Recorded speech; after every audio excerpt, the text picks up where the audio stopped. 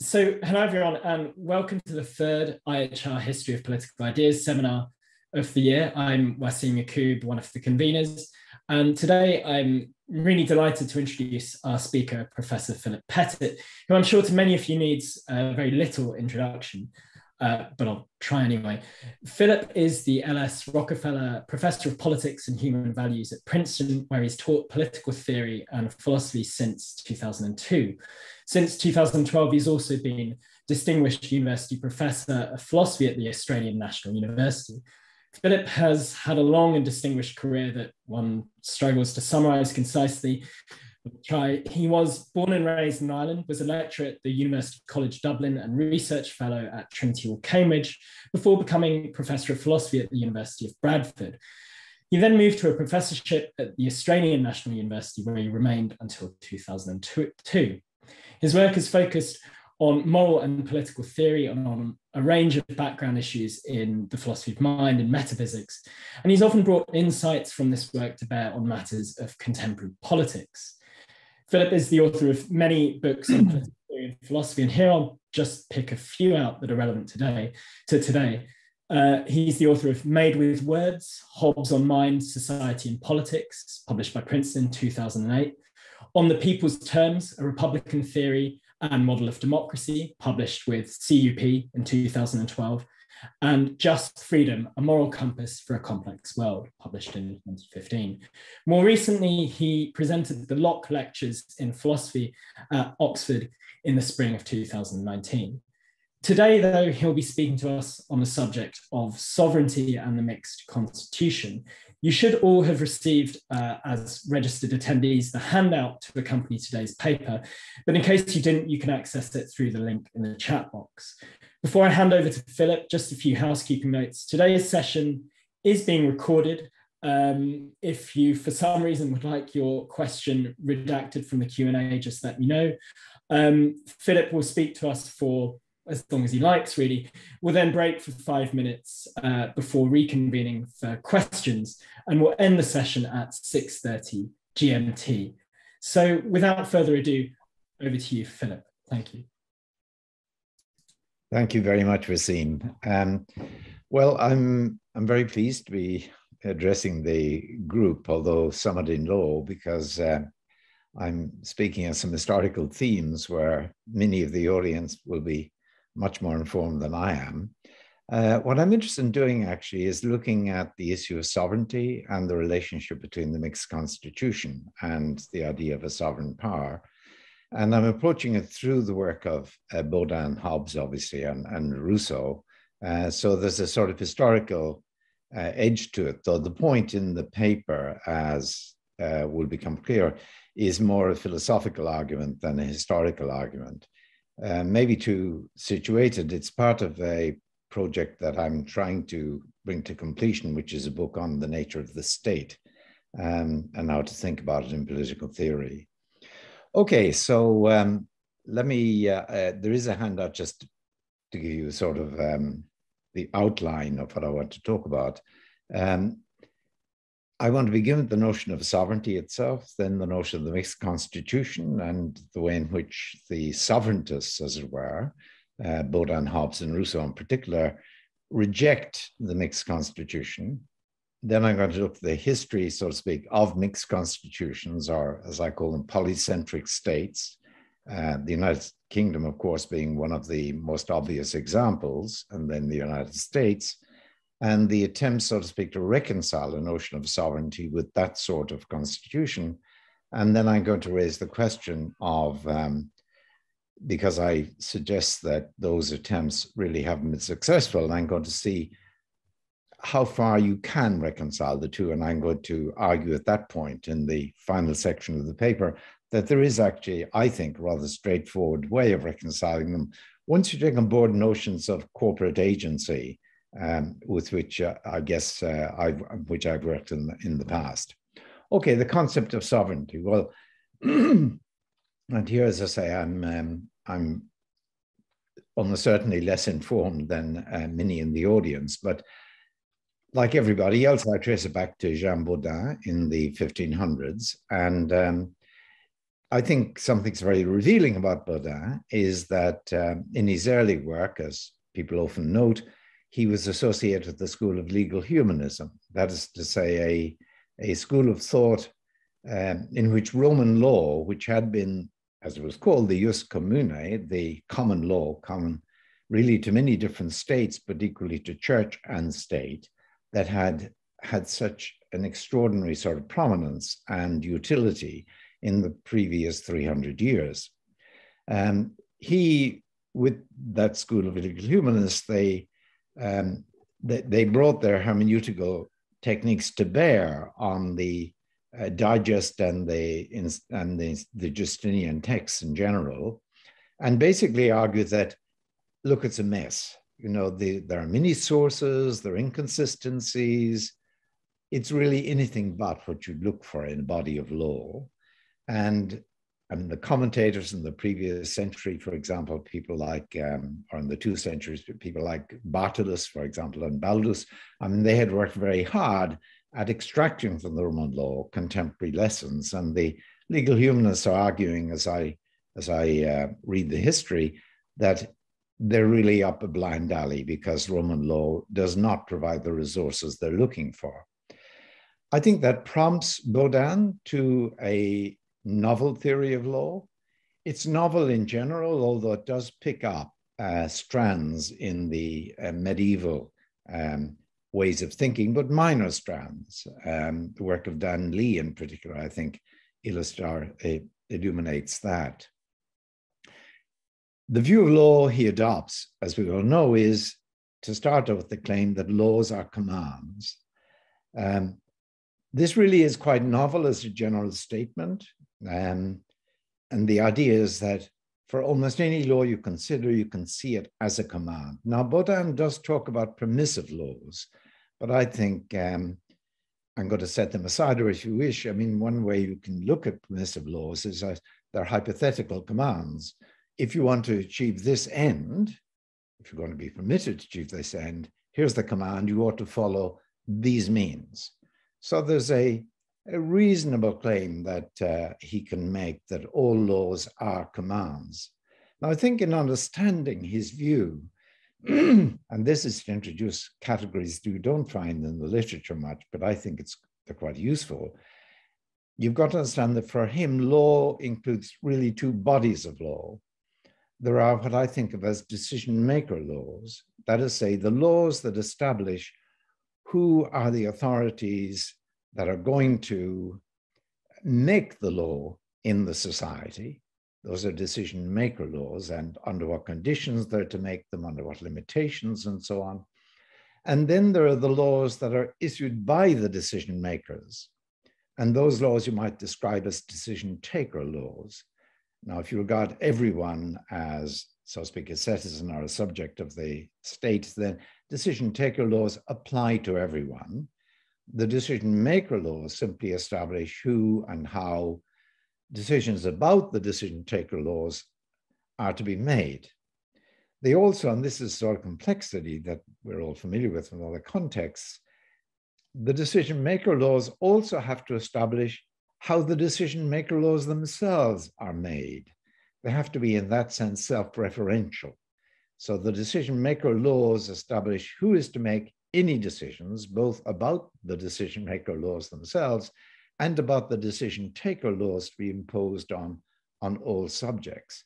And so I think his idea is that laws in that sense are going to be instructions about how the thing is to be done, how the decision makers are to be established, and how the laws that are imposed on every one of the subjects taken, as it were, as given decisions, are themselves to be made. Now, he says that if you think of laws as commands or instructions in that way, the next stage is there has to be a commander. There can't be 2 commanders, is the picture, because they would presumably, as he assumes, cut across one another. I think much of this is common to Hobbes and indeed to Rousseau, though in quite different way as well.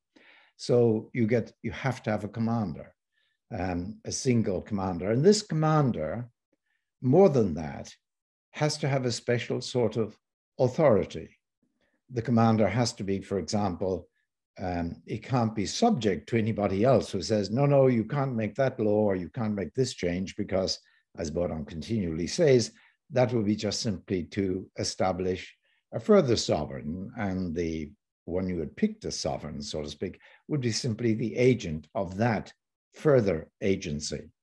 And as we all know, he does think that a sovereign can actually retreat from the field of action, so to speak, and allow decisions to be made by others, so long that he is in, or she is in, or they're in control of what's going on.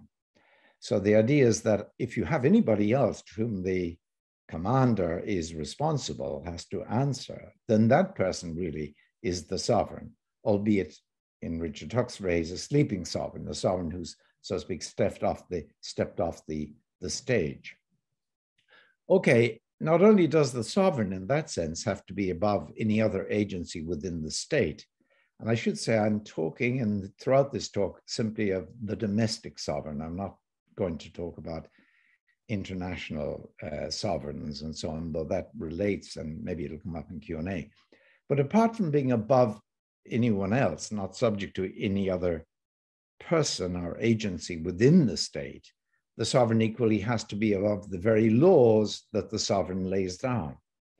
And that, by Baudin's argument taken up by Hobbes, is for a very simple reason, which is, as he says, you can't give laws unto yourself.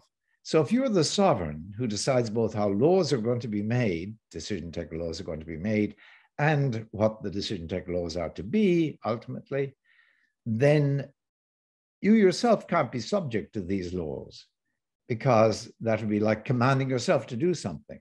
But, you know, as Hobbes says famously, that can't be a command, because he that can bind can loose.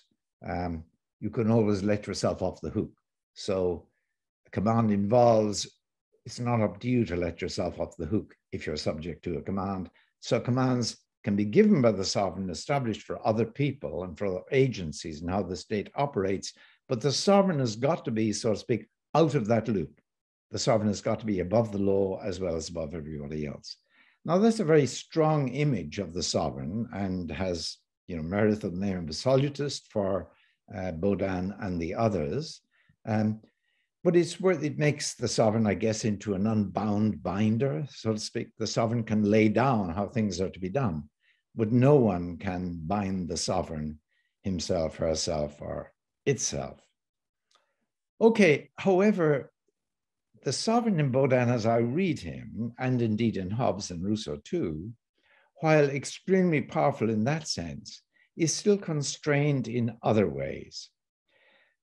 He's constrained, let's talk about he, because that's the way Hobbes, for example, and indeed Baudin normally speaks, as if it's a monarch and indeed a king. And the monarch is going to be maybe constrained by three sorts of constraints, I would say. Two are explicit in Baudin and Hobbes. The third is implicit. The sovereign may be constrained by unenforced constraints. Now, what are they? Well, of course, they would be purely normative constraints, like what justice requires, what the law of God requires, perhaps even what customary law requires. And we all know that in Baudin, there are lots of passages where he says that the sovereign can be subject to, of course, has to answer to the law of God. But equally says that the sovereign who breaks those constraints remains a sovereign still. That's actually a quote from him. The tyrant, he says, remains a sovereign still, which is to say that those constraints are purely normative. They're not enforced constraints. They don't restrict the sovereign in that sense of forcing the sovereign to act in a certain way. And they're okay by his account. Of course, equally in Hobbes, we have the laws of nature, and is it chapter 26 of Leviathan, where it's clear that he thinks the sovereign should conduct himself or herself according to various norms, laws of nature, indeed on pain of not surviving a sovereign. But again, they're not enforced, and Hobbes has no problem with them. Secondly, the sovereign can be subject to contracted constraints, because if a sovereign enters into a contract and I think this is true for contracts with the subjects, his or her own subjects, or of course with other states, then the sovereign may be bound by the contract, since entering the contract makes no sense, except insofar as you, as it were, endorse a certain sanction. Then by virtue of entering that contract, you have indeed, as it were, agreed, you bound yourself to be subject to that sanction, to have it enforced upon you, should you fail to perform in the contract. So contracted constraints of that kind, they're fine too. I actually think, though that's a matter of textual argument that we can't go into today, that Hobbes too thinks that this is true, even in relation to one of the sovereign's own subjects. As far as there's a law in place, and under that law, the sovereign makes a contract with the subject, then I think he takes the sovereign to be bound by that contract. But he, like Baudin, has no problems with contracted constraints. The third sort of constraint, which is not explicitly noted by any of them, that I think they take the sovereign to be subject to, is what I call an internal constraint, a constraint that, so to speak, is generated or supported by the very nature of sovereignty and how the sovereign is constructed. So, for example, I think it's very striking in Baudin, and indeed in Hobbes and Rousseau too, that there's some sense of acceptance in which the sovereign has got to be accepted by their subjects in order to count as a sovereign. I mean, Rousseau puts that nicely when he says, you don't have a sovereign, you don't have a state or a polity when there's merely the subjugation of a multitude. I think of the subjugation of a multitude as one agent or agency in control, where everyone obeys his or her or their commands, its commands, but they do so simply for fear of the penalty that will be then imposed upon them. So each of them, quite individually, relates to the sovereign in such a way of having to cower from shy away from the force that can be imposed upon them if they don't go along. And they go along, they obey the law, they obey the commands, I should say, simply for that reason. Now, I think in Baudin and Hobbes, and equally in Rousseau, that's not enough for someone to be a sovereign. Of course, in Rousseau and Hobbes, the sovereign has to be accepted in the manner of contract. Explicitly, to go to Hobbes, under the establishment of the Commonwealth by institution, and implicitly under the establishment of the Commonwealth by acquisition. Now, of course, Hobbes makes it rather easy to gain acceptance in that way.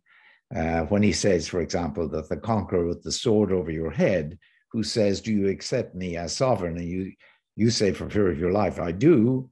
He treats that as voluntary, volitional acceptance. I think that even that fits with Hobbes's picture that there has to be something more than just cowering individual by individual before a strong man or guy. Because I think when you say, I accept you as sovereign, I think the assumption is that other people are accepting you as sovereign as well. The very notion of sovereign entails that it's not just you, it's other people too. It's not like saying I submit myself to you as master, my private master. I submit to you as sovereign, meaning, assuming you're in charge, I sort of accept the arrangement.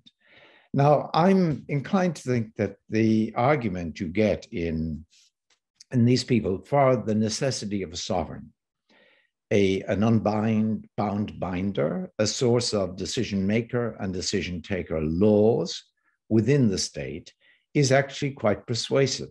I think there has to be some sort of agent or agency in the position of the sovereign. So that's to say, I think there's an updated version of that argument that is perfectly acceptable. The one sort of issue in the updating is how to understand acceptance, if indeed you think that is an internal constraint on sovereignty. Just by the nature of sovereignty, it's required that the sovereign be accepted in some sense. So how would we understand acceptance? Well, I think the contrast is with precisely the case where individual by individual each submits for fear of punishment to the gunman, so to speak. That's the contrast point. So what would acceptance consist in? It has to involve, so to speak, some motive or ground for going along, short of that individual to sovereign, subject to sovereign, individualized relationship. And I think, of course, acceptance can't be so strong that it means it's only in a just society, so to speak, that you get acceptance and you get a real sovereign. But equally, it can't be just as weak as the one-to-one sort of terrorism by the gunman. And I think the natural in-between is to think that people can count as accepting the sovereign in roughly the Baudin-Hobbes-Rousseau sense, insofar as they at least see some property, some feature in the regime of laws, commands established by the sovereign that makes it independently attractive, that makes it attractive other than for the reason that if they don't go along, they're going to be punished. Now, that it may not be sufficient, as it were, on its own to get them to go along. It may only be sufficient in tandem with the fear of punishment. But I think it has to have some place there. And insofar as people go along for some such intrinsic feature of the regime, to that extent they can be said to accept it, this very minimal sense of acceptance. In that sense of acceptance, the feature involved may be simply that it offers a useful scheme of coordination between people. People can form expectations about one another, know what expectations are formed about them, live up to that nexus of expectations, live under it, so to speak. That's going to be a great boon for anyone under any regime of law, even if the sovereign is not exactly the sort we'd call a just sovereign or an admirable sovereign. And I think that will be enough to count as acceptance of the sovereign. I said there are three constraints that are okay for sovereignty by this approach. One is the purely normative constraint. The second is the contractive constraint. The third is the internal constraint.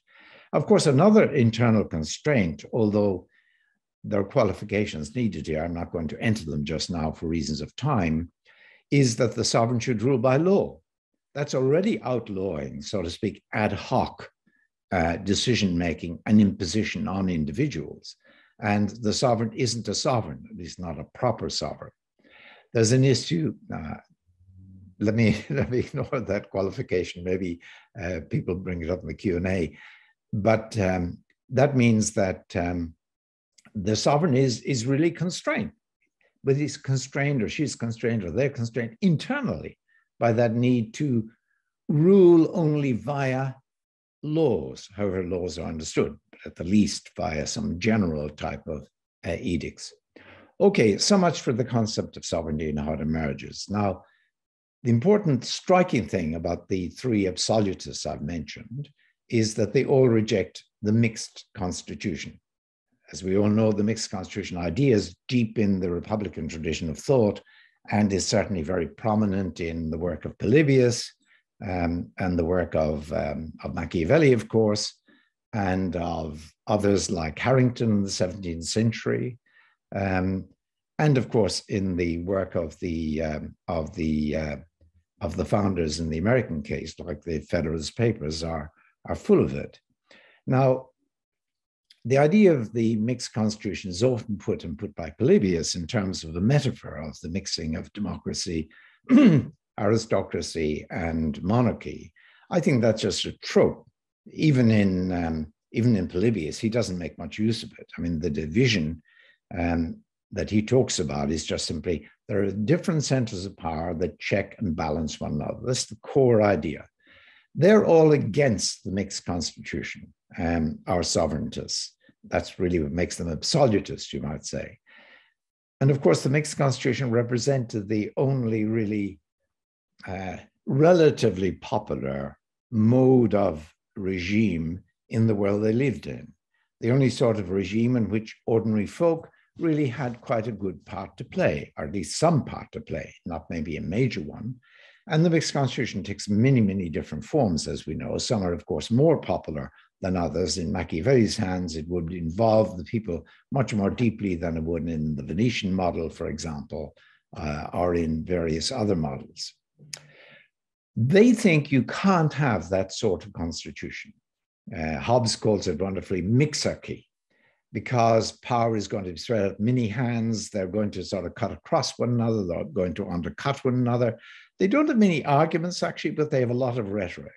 So Hobbes talks about, a beast with men growing out of his side and not a single agent. And Rousseau talks about Japanese conjurers who, make a single man. They supposedly divide up human beings and put the arms of one with the legs of another and so on. And they say, now I've got an agent. They both mock the idea of the mixed constitution rather than arguing against it, very strikingly. What they think more positively is, Hobbes and Baudin, that is that there are three sorts of possible sovereign. One is the king or the queen, the monarch, whom they favor, an arrangement they favor, obviously both of them. A second, though, they admit, and it comes in two forms, is that you might have rule by a committee. You might have a committee of the few, as in an aristocratic sovereign, an elite committee, or you might have what they call democracy, which is to say a committee constituted by all of the citizenry. And each of these committees, as they think of it, would have to vote by majoritarian procedures. I think it's worth noting that, Baudin really gives a new meaning to democracy. It didn't mean anything like that in the Greek usage. After all, Athens, a lotocracy, as you might call it, was called a democracy in Greek usage. And I think that the notion he puts in place, that democracy involves a plenary assembly of the citizenry voting by majorities, remains the notion of democracy for the next 400 years. I'm trying that out because I hope to get some historical feedback. I've tried it on many historians in the past. It seems to me everyone thinks it's a pretty bad idea, including all the progressives, really down to the early 19th century, perhaps even the mid-19th century. So, the Federalist Papers reject democracy, understanding it in this way. So does James Mill in an essay on government, reject democracy, understanding it exactly that way. And everyone takes democracy to have that meaning. It's not the meaning we give it. Okay, that is a distraction. Back to, they think there can be a committee or an individual. Those are the only two sorts of sovereign. Now, I've argued elsewhere, I think there are quite formal arguments that a majoritarian committee cannot operate as an agent and therefore cannot operate as a sovereign. Might be just worth pausing on that. I'm not going to give the arguments against that, the argument for why that was a really bad idea. But I do want to pause on one thing, which is for all of these people, the sovereign had to be an agent. And it's worth thinking about what an agent is. I think for them, what an agent is a system that can pursue various purposes. The purposes pursued in establishing laws, for example, be the decision maker laws or the decision taker laws themselves. An agent has to be a system capable of pursuing purposes like that across varying scenarios, across different situations.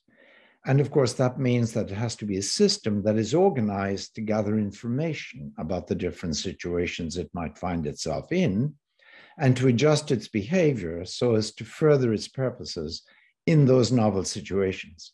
So the idea of an agent is really that of a system that is constituted, organized, as a biological system like one of us will be neurally organized and organized by training, presumably, to be able to pursue certain purposes, maybe even change those purposes, in different scenarios, operating according to the beliefs or the representations or whatever you might call them, about that scenario that will tell us what behavior is relevant there for the purposes we're pursuing.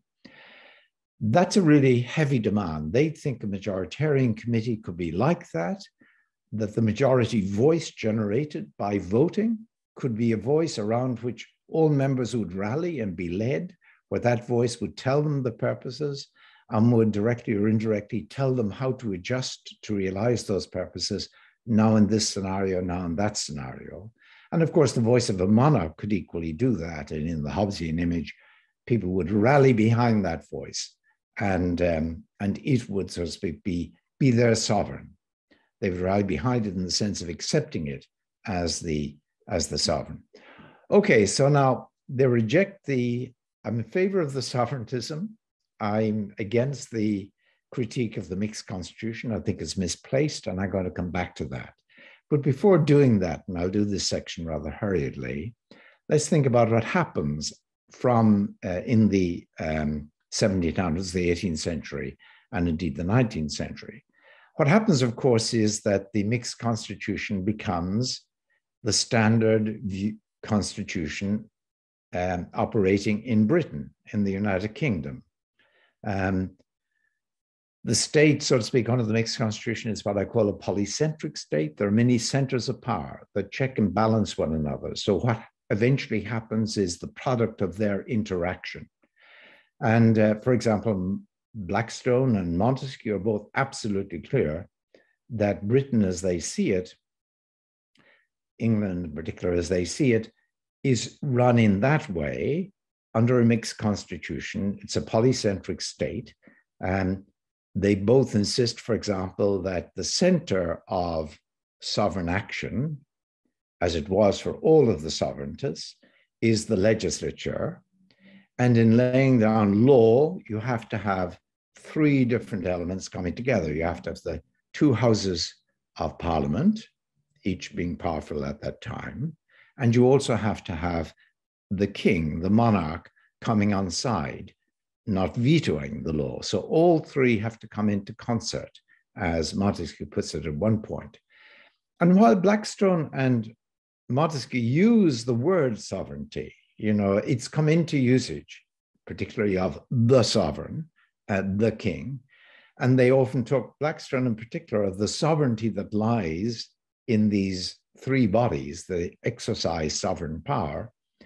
They nowhere seek to explain how the sovereigntists went wrong in thinking that you couldn't have a mixed constitution. They're content with the system, as it were, that it works in practice, and they're not interested in how it could work in theory, certainly not in the theory that I take it they would both have known in the tradition from Baudin through Hobbes and through Rousseau.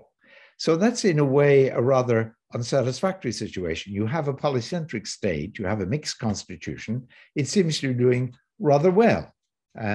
These different bodies do interact and so on, and there's a lot of gridlock and there's hesitancy and so on, but eventually you do get laws emerging, and there are laws ratified that are received about how the lawmaking is done, how the decision-making is done with these three bodies, maybe in consultation with other bodies. Those are the decision-maker laws, and they could but don't change them. In fact, they rather hail them. And then these bodies, these decision-making bodies established under that decision-maker law that could be but isn't changed, make decision-taker laws. And they manage to support a body of law that's pretty coherent. In other words, they look indeed like an agent that is pursuing the purpose of lawmaking appropriately to the different circumstances that arise as time passes. But neither of these theorists addresses the question of how they could be a sovereign. That it might seem that deficit is addressed in the 19th century by two people in particular, legal theorists, John Austin and A.V. Dicey, as both of them talk a lot about sovereignty, and not just in the sort of passing way in which Blackstone and in particular Montesquieu do. They really focus on the notion of sovereignty, and they ask about who is the sovereign. Now, Austin, I think, is rather unfortunate, because I think Austin is a good deal cruder than Baudin, and certainly than Hobbes or Rousseau, in the sense that he really does have a view of the sovereign and the power of the sovereign and the existence conditions, so to speak, for the sovereign, that most people bow to the sovereign and obey their laws. He has a view of the sovereign as being like a gunman, in the metaphor, indeed, that Herbert Hart used later in critiquing Austin's view of law and Austin's belief in the sovereign. And he argues that there is a sovereign in Britain, but he just simply asserts it is indeed the parliament. And by parliament, it means the king in parliament. And again, both houses of parliament are still powerful at that point. And he acknowledges there are three that come together. In fact, he says about the House of Commons, well, really, it's sort of the electorate, maybe because they owe these fiduciary sort of duty to the electorate. But he just vagues it up. It's not clear how, in the sovereigntist terms, how this really could be a sovereign. There's no attempt to address the critique of the mixed constitution. Dicey is more explicit, and as we all know, he distinguishes between the political and the legal sovereign. Really, the legal sovereign is the decision maker, meaning who is it lays down the decision taker law. And he says that's Parliament. Again, these three bodies. He doesn't raise it in that way, but he says, however, the electorate is the political sovereign. I think maybe the best way of understanding that is that the electorate, as he thinks of it, determine who the decision makers are going to be and how they're going to operate. In other words, they establish decision maker law. So he's got, on this account, really, using the sovereignist terminology, you'd have to say the electorate are the only sovereign in the original sense, because they establish who are going to be the decision makers and the constraint under which they operate. And they are going to presumably keep an eye over how the decision makers actually perform and react against what they see as failures of performance. That's basically Dicey's image. But I think that Dicey's image is equally problematic because the electorate is not an agent. Going back to what I said about agency. The electorate is not organized so that for a range of purposes, it can systematically form beliefs or representations of the different circumstances it might be in, and then adopt action that is appropriate for those purposes in those circumstances. The electorate at most is, it's a joint set of actors. They act together, so to speak, from time to time at election time to choose who should be in, let's call them domain general offices of legislature and executive. They do that together, just like the people on a beach save the swimmer in the water. When they all recognize they all want the swimmer to be saved, they can't do it individually, they can do it by forming a chain into the water, whatever. They act together episodically to save that swimmer. In that case, you get an episodic sort of joint action by the individuals involved. It doesn't constitute a group agent. It's not as if it's got many purposes or has an organization that would determine how to act in different scenarios, different situations for those purposes. And similarly, the electorate, it's constituted to act episodically now, this election now, later, now the third, but it's a repeated, as it were, joint action that they're invited to perform. The electorate does not constitute an agent with a will that sort of has these purposes and the possibility of adjusting. Hart actually critiques his addresses Austin at the time, the notion that the electorate might be an agent of that kind. And I think he's dead right on that point. Dicey is rather, it seems to me, slapdash, really, when he says, for example, I quote on the handout, the electors are the political sovereign, and the legislature, he says, should represent its will. The assumption is the electorate has a will. Of course, that might be inherited from Rousseau. That was rather unfortunate theory, in my view, of the general will or the popular will. That seems to me to be just wishful thinking. One response to all of that in the 20th century to the fact that really there is a polycentric constitution, a lot of conventions, a lot of agents acting and interacting within it. There's no single sovereign you can find. It seems to be a sort of misuse of the term to say that there are three elements in the sovereign or something, or three sovereigns, as Bonham would put it derisively. And you get a sort of skepticism. So Hart himself is highly skeptical of the notion of a sovereignty or that there is a sovereign. And so are other legal theorists in the 20th century, like Hans Kelsen, whom I think I also quote from. So that takes me to the final section. We have a notion of the sovereign and the critique of the mixed constitution that had led the sovereigntists to develop. We see that the polycentric state was really rather dominant from the 18th century with the success of Britain, and of course with the US mimicking Britain, so to speak, in its constitution. And with other states gradually becoming more and more polycentric, with independence of judiciary immediately introduces polycentrism, and with the growth of secondary legislation, giving the executive the power to, as it were, effectively make the laws that will rule. These are all ways in which a state becomes polycentric. And the question is, can you hold on to the notion of the sovereign in that case? And I want to argue finally that you can. I think I've got 10 minutes more. Is that okay, Wasim? I think. Yes, that's fine. About 50 minutes, yeah.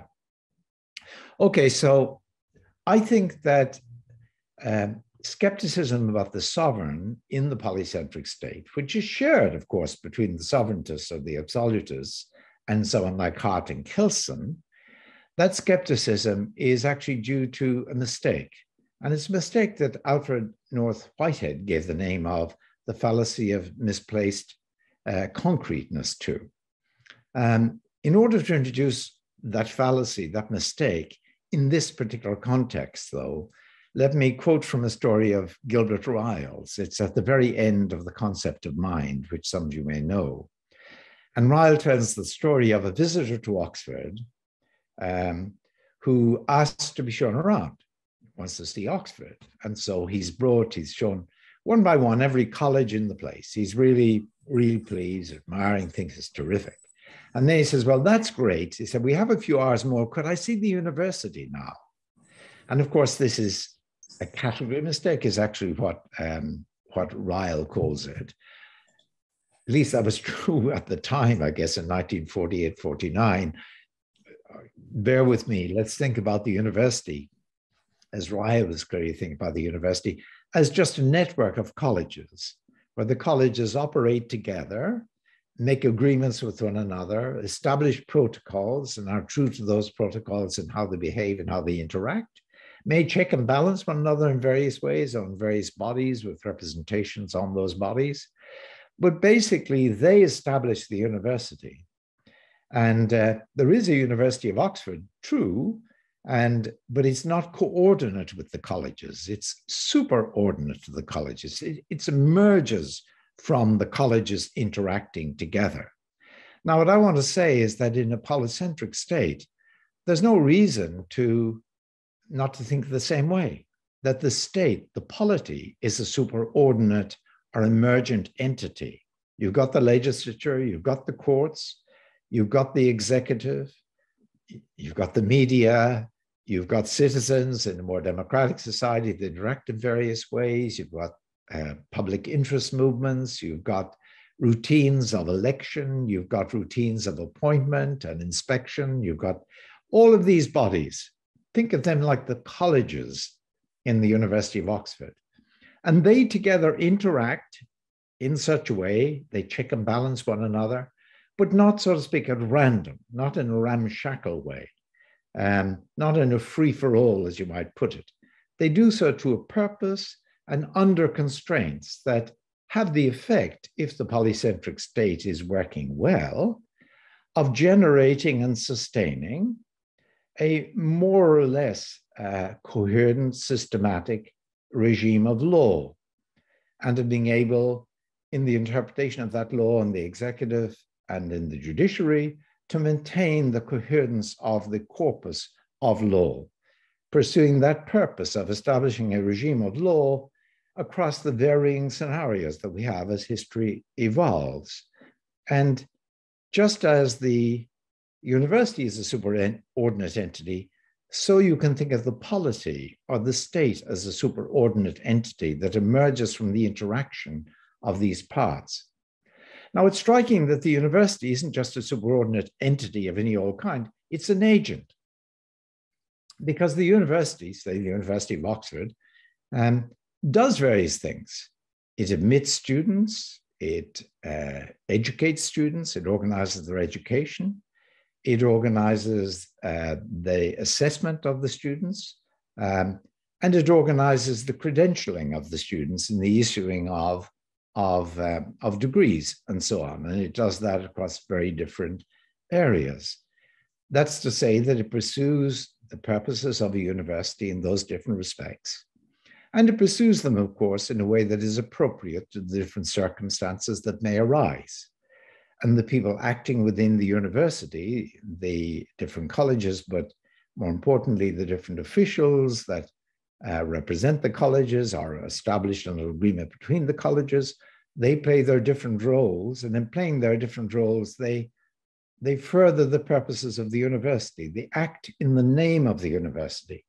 Even when they're, so to speak, tussling with one another, they're each acting in the name of the university with a view to establishing a common mode of and a successful mode of conduct or behavior to realize the purpose of the university under these varying scenarios. And if the superordinate university, so to speak, can be an agent, well, similarly, of course, the emergent superordinate polity under a polycentric constitution, a mixed constitution, can be an agent as well, because it can get its act together. If the protocols are appropriate, if the checks and balances are subject to some sort of modification, that means they don't run to civil war, they don't run to utter gridlock. If all of that is in that sort of equilibrium that enables the state to generate, to produce, and to sustain and apply a coherent body of law, maintaining it and adjusting it as appropriate under different circumstances, then you can think of it's the state that does those things. It is the superordinate organization that acts through these different agencies as they pursue their own particular roles within the overall organization. So the state can be as much an agent as the university can be an agent. But more than that, I've said it's a superordinate entity, it's an agent. More than that, the state can count as a sovereign, because the state we're talking about, it actually establishes both decision maker and decision taker law. The decision, both bodies of law at any one time will be inherited from the past, but at any time, the state is in a position to alter the decision maker laws and the decision taker laws. The decision maker laws will, not entirely, but many of them will be established by a constitution if there's a written constitution. And certainly written constitutions generally have rules about how to amend the very constitution itself. And that's a way of establishing how the state can actually change even its decision-making laws while remaining faithful, so to speak, to its decision-maker rules. It doesn't go over to a wholly new constitution, becoming, as it were, a new entity. No, it operates under continuing decision-maker laws, but self-referential decision-maker laws that allow it, via its agents, and the agents may, of course, be people in a referendum, for example, or there may be different sub-bodies, as in the different states of the United States, or the legislatures of those states operate in various ways. But under, say, Article 5 of the US Constitution, the state operates when it changes those decision-maker laws. And this state equally, of course, is responsible ultimately for laying down the decision-taker laws on all subjects and for amending them, as the state is responsible via the judges for judging various offenses and laying out sentences and so on. So the state is, in that sense, it's the lawmaking, ultimate lawmaking body. It's at the source of decision maker and decision taker law. And notice it fits the as it were, sovereigntist profile identified by Baudin and Hobbes and Rousseau, in the sense that it's not only the lawmaking source, but it's also, it isn't subject to anybody else. There isn't any agency domestically that, so to speak, is in charge of the state. So the state has to ask its permission. And equally, the state in that sense is not subject to its own laws, because the polity, the state, it can make law, but it can't actually, it isn't subject to those laws, since it, this superordinate entity now, is capable of changing the very decision-maker laws in place, provided does so under the decision-maker laws, but it's not subject to those laws. There is one qualification, again, I'll put it aside, I think, until until the Q&A. And then finally, you might say, well, wait a moment, there's something going wrong here, isn't there? Because the polycentric state I've imagined, particularly in its more democratic form, is surely it's highly constrained as to what it can do. And I say, yes, but that's an internal constraint. Just as the democracy or the aristocracy imagined by the absolutist is internally constrained by the rule of majority voting. It may suspend that for a time and by majority agreement, introduce supermajoritarian requirement, as Rousseau allows, or as happens or has happened in the Senate, for example, in the United States. But of course, by majority voting, it can also undo that. Now, the framework in the polycentric state is much more subtle and multi-complex, really.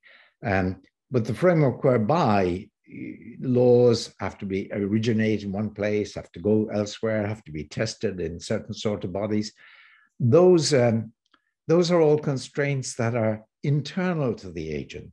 It's not the state acting unless it acts under those constraints. Just as for the absolutists, it's not the state, the democratic state in their sense, acting unless the assembly is acting via majority voting. If it fails to do that, it's no longer the state that's acting. Equally, unless the state operates under these procedures, as I say, it may itself revise under those very procedures, but unless it does that, it's not the state that's acting. So these are wholly internal. Of course, finally, there are checks and balances within the polycentric state of the kind we talked about, but those are checks on the officials, the parts of the state. They're not checks on the state itself. So I think in the original sovereigntist sense, the absolutist sense, this state can be the sovereign under a polycentric or a mixed constitution. And that's basically what I'll put before you, that thesis that they are necessarily, the absolutists are hostile. I mean, theoretically unnecessarily. They have their own reasons for being hostile to it, but it wasn't a requirement of theory that they be hostile to it. I actually think they made a double mistake in thinking that a majoritarian committee could act as an agent and a sovereign. They fall foul of what I call the discursive dilemma, and Christian Nist and I proved a general theorem. There have been other theorems that followed it since that show that just simply can't reliably work as an agent. That was one mistake they made. And the other mistake they made is thinking that the mixed constitution, the polycentric arrangement, can't work. On the contrary, I think it can work very well. And when it works well, the sovereign is the polity itself. Thanks very much. Thank you, Philip. A lot to think about there. Just to give us a bit more time for questions, I propose we only break for 3 minutes. So if people could return to their screens at 12 minutes past 6 GMT, please. And then we'll begin the questions. Thank you.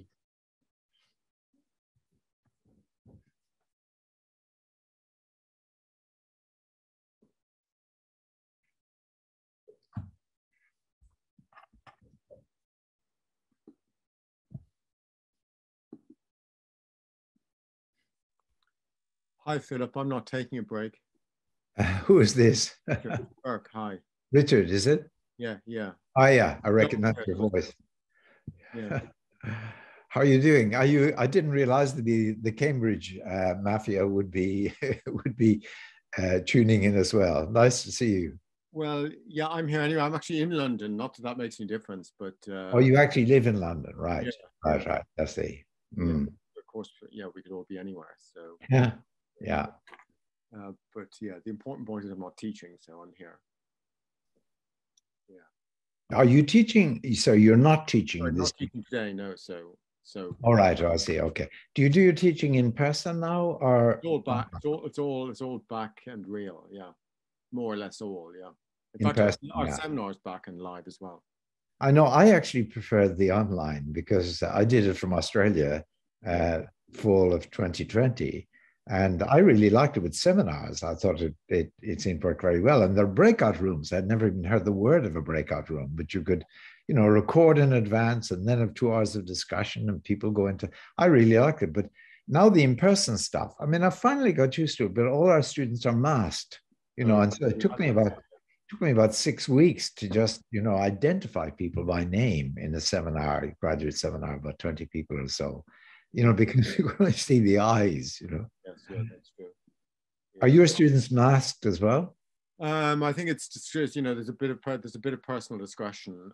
So if it's a good sized room and they're well spaced and there's ventilation, they don't have to. Oh, I see. If it's by agreement kind of thing. So, I know.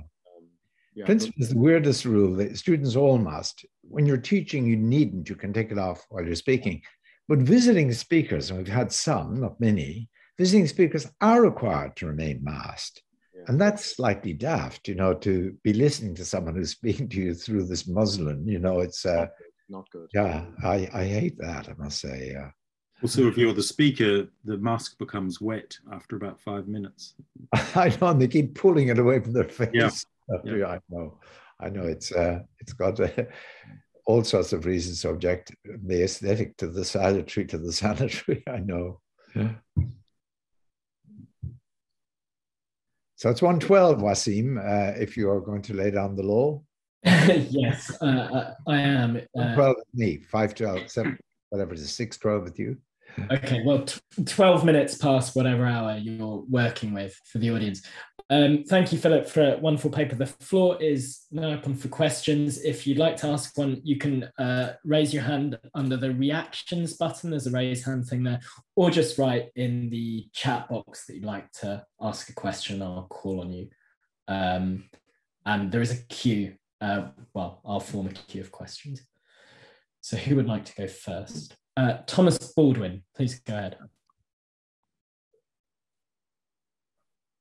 Right. So, Philip, nice to see you again. Nice to see you, Tom. Yes. I was struck by a feature of the traditional conception of sovereignty that you didn't come back to, that you mentioned in your opening remarks, the role of acceptance as a constraint on sovereignty. Yes. Do you carry that over into your polycentric conception of the state? And it would seem to me that, in fact, you should do that. And indeed, that's a rather fundamental feature of the way the constituted superordinate state is able to, how shall I put it, project itself into the future. That it has to assume that its structure is broadly accepted by the subjects, if that's the right term, the citizens, let's say.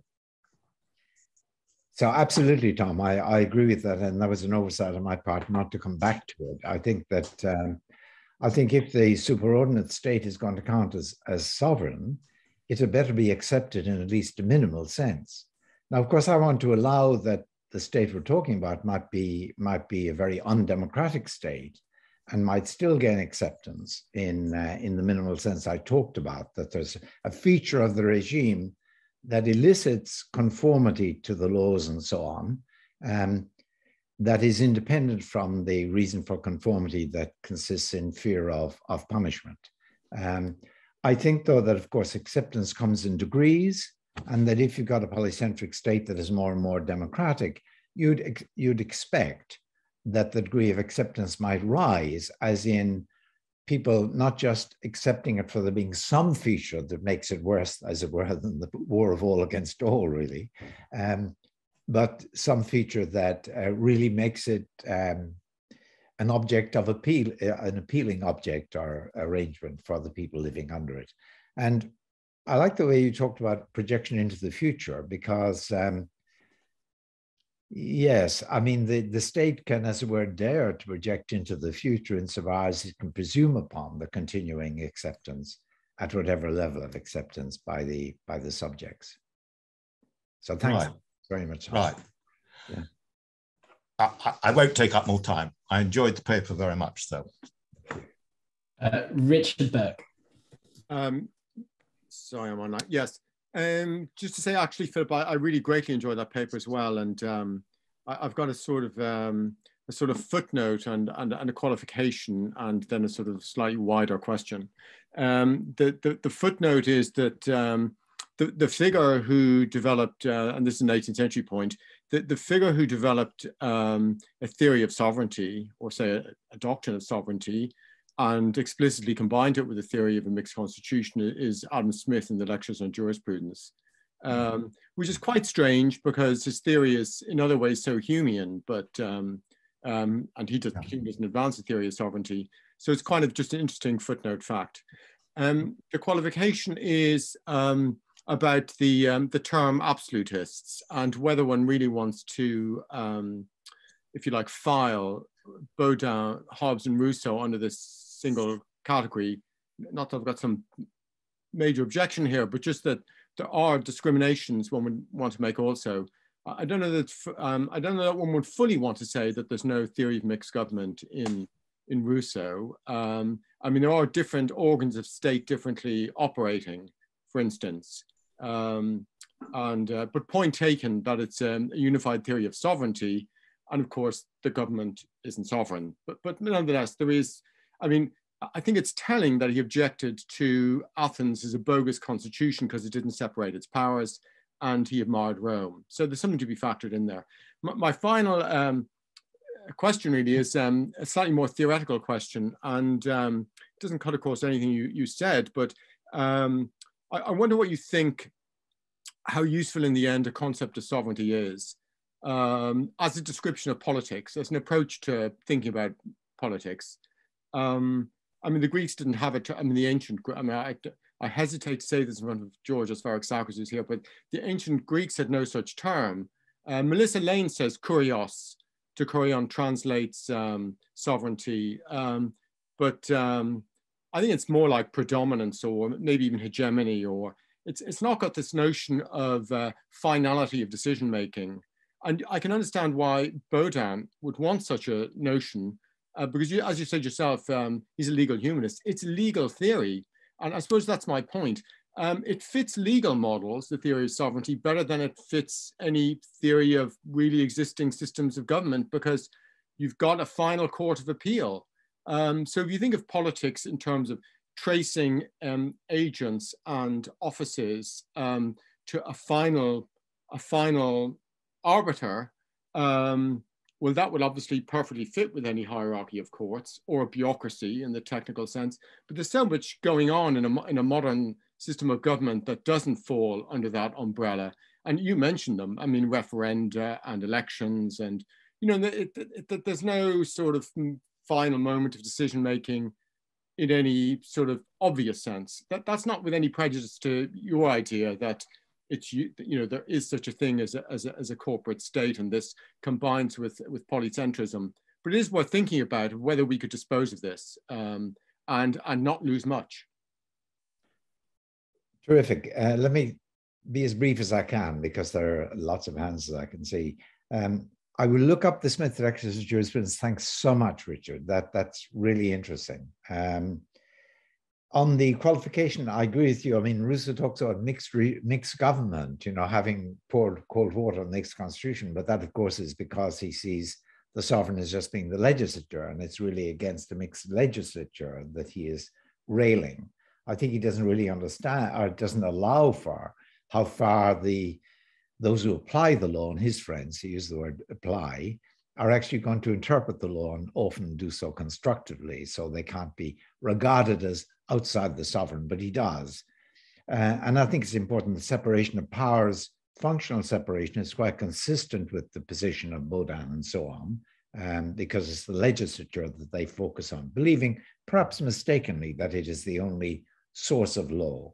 On the last question that you raised, I mean, I've been driven to think about sovereignty mainly because of, as I say, writing this book on the state. I mean, like a lot of people, I've spent a lot of my life thinking about what the cause of justice is, or freedom that the state, what form the state should assume to pursue it. And that's a relatively non-ideal theory, because some cosmopolitans will say the real ideal theory of justice, you mustn't assume there's going to be a state. Now, I'm a realist. I think the state is probably with us as long as we can foresee. And I think that the normative theory should presuppose the existence of states, probably, if it's to be realistic, but then raises the question in positive political theory, how should we think about the state? And that's what I've been doing. I don't think that sovereignty, I think it's important to sort of come to terms with that tradition in the positive political theory of the state. I don't think it's of much interest or use in the normative theory, for example, of the state. Whether it's of much use, as you were suggesting, in studying real world politics, I think I'm probably, I don't quite agree with what you said, but yeah, okay. I better not Twitter on. Kayo Kabbalah. Hi, thank you, Wasim. Thank you, Professor Pettit. I have a minor question relating to the metaphor you provided with the university and how the sort of institutions coming together could be a sort of metaphor of the state working. And my question is there a difference in the concept of sovereignty when we think of unitary states versus federal states? Because the metaphor that you provided with the University of Oxford certainly strikes a chord with the federative model, where I was thinking, does it work that well with the unitary one? I agree that the university analogy fits very nicely with the federated state. I see federation as only one way in which a state, the United States, say here, I see federation as only one way in which the state becomes polycentric. But there are other dimensions to the polycentrism, for example, in the United States, obviously with two houses of Congress and the presidential veto and the role of the Supreme Court and so on.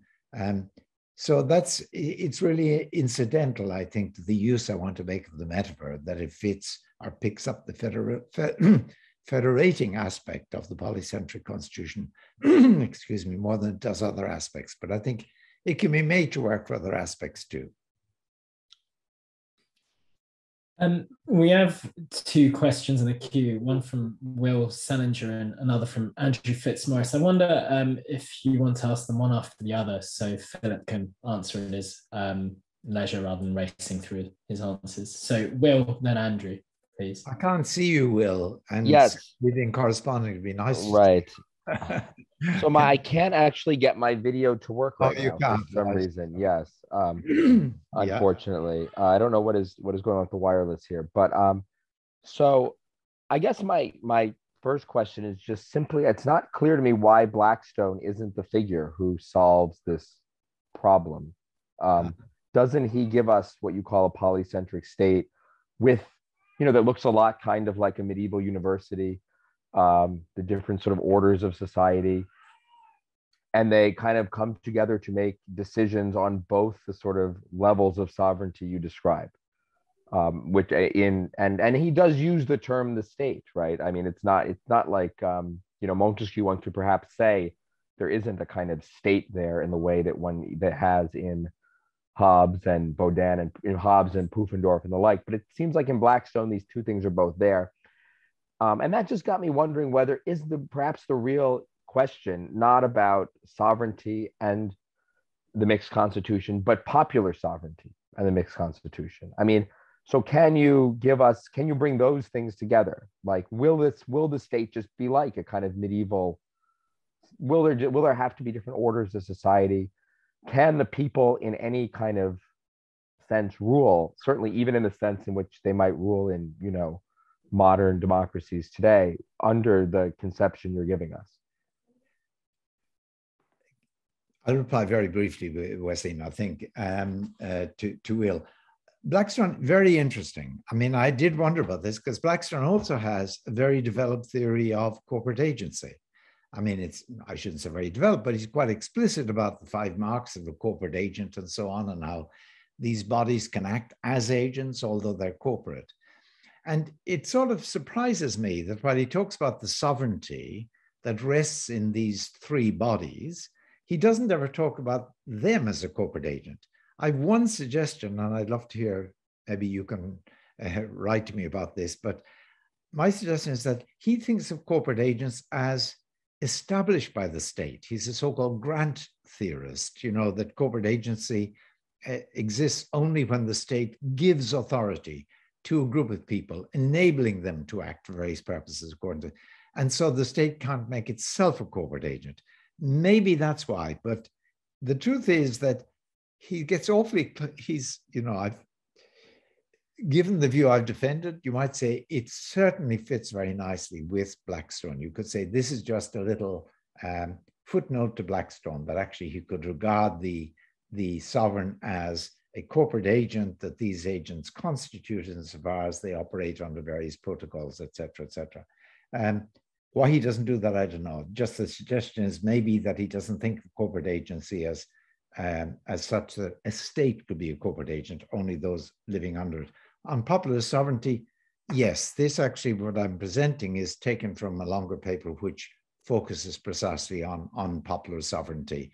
I do think it can be wedded to a theory of democracy. I think that the polycentric state gets to be equatable with the people, so that, as it were, you might think of it as being a democracy, only when, with the several people, I should say, rather than the corporate people. But that happens only when power is relatively equally spread amongst ordinary people. To pick up, Josh Ober says this, how the Greeks thought about democracy, that it's an arrangement which ordinary people have considerable power. And I think you'd have to satisfy that in a polycentric state to say that it was democratic. In other words, you might have a state in which, so to speak, the state is a situation in which the state is a sovereign without the people being sovereign. They could only be said to be sovereign if they can be identified with the state. They can only be identified with the state insofar as there is a lot of power shared with ordinary people. Andrew, and don't rush. I don't think it's a problem if we run over by 2 or 3 minutes. Okay, what is our ending time, Wazim? 6:30, it's 6:28. Oh, I'm happy. I have 3 questions, so I'll ask one. Oh, okay. Well, thanks, Philip. Look, my main question really is the others are really more in the way of observations. But the question was why Richard? You mentioned Richard Tuck's concept of the sleeping sovereign, or he would perhaps say Hobbes's concept of the sleeping sovereign. Indeed, yes. He would. And why that doesn't solve this problem, it seems to me a neat way of solving the whole question, and in some ways analogous to what you're arguing. I'll leave it at that. I have a couple of other things, but well, okay. So my answer to that, Andrew, is